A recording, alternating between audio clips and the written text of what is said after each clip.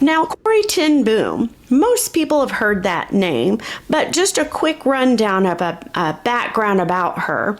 She is mainly known for her heroic actions during World War II. Her and her family helped hide hundreds of Jewish people from the Nazis in the Netherlands. Eventually, she was arrested, imprisoned, and unfortunately taken to Ravensbrück concentration camp. Our first story takes place in Africa, and there were rebels that were advancing on a schoolhouse.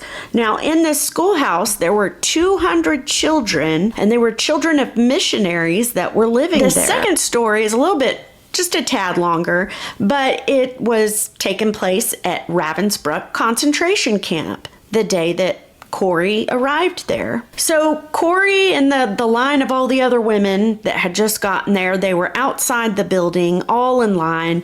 You know, they had to be checked in at the table, and that's where they had to strip down. No possessions were allowed, that kind of thing. Not only that, but, they take away everything, strip them down, but they also check their hair for lice, because if they had the lice, they then pretty much got their head shaved. Corrie and this other woman named Betsy, they were in line, they were friends, and they were getting up to the table where all this was going on when Corrie asks to use the restroom. She was directed to a shower room nearby, which she went in. Betsy followed because they were like two peas in a pod. They stuck close together.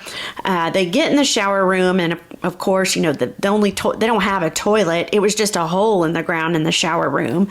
But they did their business. And while they're in this shower room, Corrie has a sudden thought occur in her mind. And she looked over at Betsy, who's right there, and she tells her, "The Lord is busy answering our prayers, Betsy." And she's kind of having to whisper it, of course. She can't be loud.